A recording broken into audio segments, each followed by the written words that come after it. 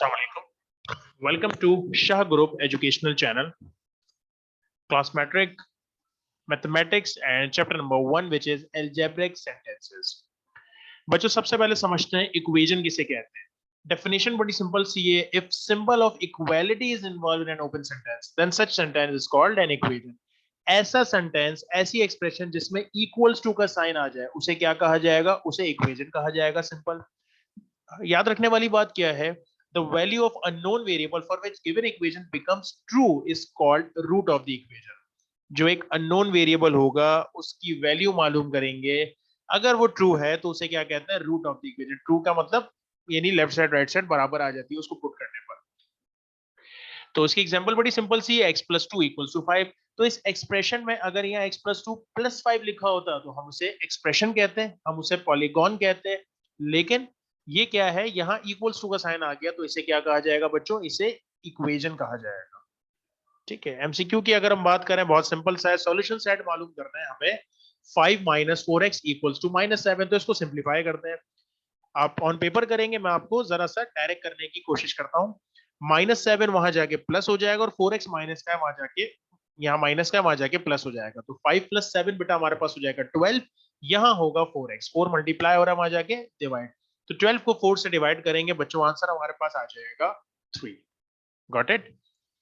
Next we have graphical solution. Graphical solution क्या होता है? We can solve two linear equation. यानी जो भी इक्वेशन हम देखिए, लीनियर इक्वेशन ऐसी जिसमें पावर्स ना हो, स्क्वायर्स ना हो, जस्ट x और y. तो we can solve two linear equations saying graph paper by drawing the solving graph paper by drawing the graph of the two lines and see where the lines intersect. हम दो equation को graph पे कैसे solve कर सकते हैं? Plot करें और देखिए जहां वो इंटरसेक्ट कर रही है वो उसका सॉल्यूशन होगा. और इस ग्राफ पे क्या होता है बेटा, याद रखिएगा, दो लाइंस होती हैं, एक्स एक्सेस वाई एक्सेस. यहाँ राइट साइड पे पॉजिटिव एक्स होता है, लेफ्ट साइड पे माइनस यानी कि नेगेटिव एक्स एक्सेस. ऊपर की तरफ टॉप पे वाई एक्सेस और बॉटम पे क्या कहलाता है? Minus Y access.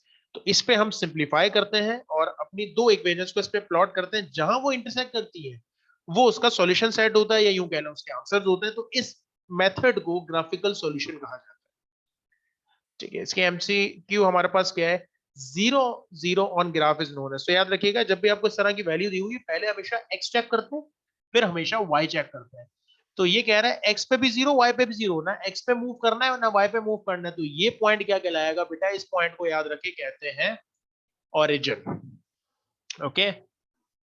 Then we have radical equation. तो इक्वेशन वो जिसमें इक्वल्स टू का साइन आ जाए. रेडिकल इक्वेशन जिसमें रेडिकल आ जाए. बड़ी सिंपल सी बात. An equation containing one or more radical expression involving a known is called radical equation or irrational equation. तो इसे रेडिकल इक्वेशन भी कहते हैं और इसे इरेशनल इक्वेशन भी कहते हैं जब उसमें कोई रेडिकल आ जाए, चाहे वो स्क्वायर रूट हो चाहे वो क्यूब रूट हो. उसकी एग्जांपल बड़ी सिंपल. किसी भी रूट में कोई भी इक्वेशन में एक्सप्रेशन में इक्वल्स टू आ जाए तो वो इक्वेशन हो गई, और अगर उसके साथ रेडिकल आ जाए तो रेडिकल इक्वेशन. ठीक है. सॉल्व करते हैं. सॉल्यूशन सेट मालूम करना है. तो डायरेक्ट करता हूं मैं, आप ऑन पेपर भी कर सकते हैं. +5 वहां जाके क्या हो जाएगा? -5. तो 2 - 5 बेटा हो जाएगा -3. अब रूट हटाते हैं. रूट हटाने के लिए क्या करते हो आप लोग? Squaring on both side. जब स्क्वायरिंग ऑन बोथ साइड करेंगे बच्चों, तो यहाँ पे स्क्वायर से रूट कैंसिल हो जाएगा. वहां क्या था? -3. -3 का स्क्वायर कितना बनेगा? स्क्वायर से माइनस साइन खत्म हो जाती है, हमें पता है. और 3 का स्क्वायर हो जाएगा 9. ठीक है. अब रूट खत्म और यहाँ 9 मौजूद है. अब एक एक करके एक्स की वैल्यू निकालते हैं. कैसे? पहले -3 को वहां भेजते हैं. -3 वहां जाके क्या हो जाएगा? प्लस का. तो 9 + 3 कितना हो जाएगा? 12. 2 यहाँ मल्टीप्लाई हो रहा है, वहां जाके डिवाइड. तो 12 को 2 से डिवाइड करेंगे तो आंसर आएगा 6. ठीक है. लेकिन इसका आंसर आप अभी नहीं लिखेंगे.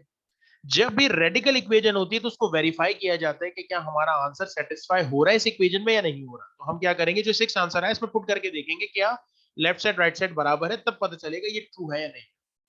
तो 6 रखते हैं यहाँ पर. क्या हो जाएगा? 2 × 6 = 12. 12 - 3 कितना हो जाएगा बच्चों? 12 - 3 हमारे पास हो जाएगा 9.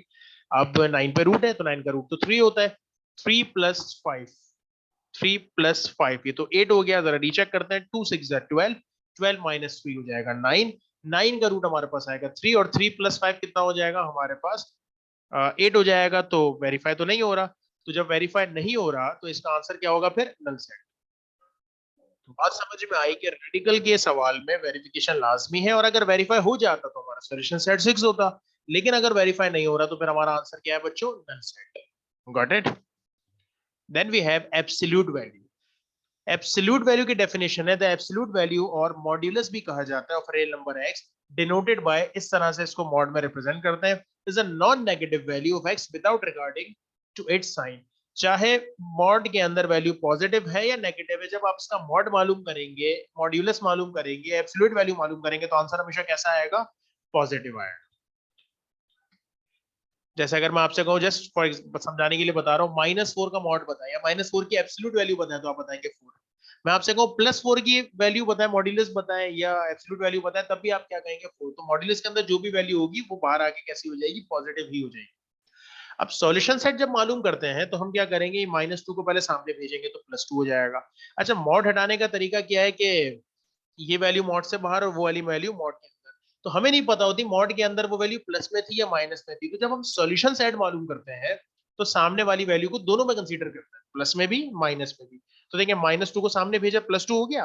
तो मॉड हटाने के लिए क्या करना पड़ा, यहाँ मॉड, तो मॉड से वैल्यू पता नहीं थी प्लस में है या माइनस में, इसलिए हम उसको दोनों में कंसीडर करेंगे, तो +2 भी आंसर आएगा और -2 भी आंसर आएगा। तो ये आपका सी आंसर होगा। ठीक है, लास्ट हमारे पास है इन इक्वेजन। डेफिनेशन बड़ी सिंपल सी, भाई जो इक्वेजन की डेफिनेशन थी वही होगी, बस फर्क क्या होगा, इक्वेजन में इक्वल्स टू का साइन था, इन इक्वेजन में इक्वल्स टू का साइन नहीं होगा। कह रहे हैं open sentence containing the symbol of less than or greater than is called in equation। इन इक्वल्स टू का साइन है तो इक्वेजन, इक्वल्स टू का साइन नहीं है तो inequation. The set of the values of the variable for which an inequation becomes a true sentence is the solution set of the equation। तो जिसके जरिए आंसर आपका आ जाए, ट्रू हो जाए इक्वेजन, तो वो क्या कहलाता है, सॉल्यूशन सेट कहलाता है इन इक्वेशन का। ठीक है, फॉर एग्जांपल सवाल आपके पास लिखा है, इसको सॉल्व करना है और इसका आंसर बताना है। अच्छा, ये क्या लिखा है, इसको जरा सा रोकते हैं, पहले सिंप्लीफाई कर लेते हैं। सिंप्लीफाई वही वाली बात आप पेपर पे करेंगे, मैं डायरेक्ट कर रहा हूँ।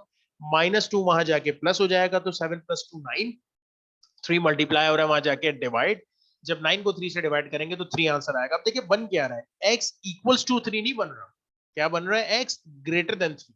तो 3 से बड़ी वैल्यू, ओके, अब 3 से बड़ी वैल्यू तो 4 भी होती है, 4.5 भी होती है, 9 भी होती है, 6.5 भी होती है।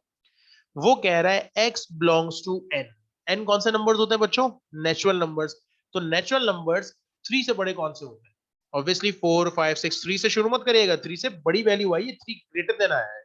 तो 4 5 6 7 डॉट डॉट डॉट। 2 मिनट के लिए सपोज करें आंसर आता है x लेस देन 3, तो 3 से छोटी वैल्यू लिखते हैं, 1 और 2। कौन से नेचुरल, अगर वो होल क्या था, 0 से शुरू करते हैं। तो आपको इन इक्वेशन में कुछ ना कुछ बताया हुआ होता है कि किस नंबर्स की बात हो रही है, ताकि आपको लिखना आसान हो जाए। तो होपफुली बात समझ में आ गई होगी। इंशाल्लाह नेक्स्ट किसी वीडियो में मिलेंगे। वीडियो पसंद आई तो वीडियो को लाइक कर दें, चैनल को सब्सक्राइब कर दें। अपना बहुत ख्याल रखिएगा। Thank you so much. Allah Hafiz.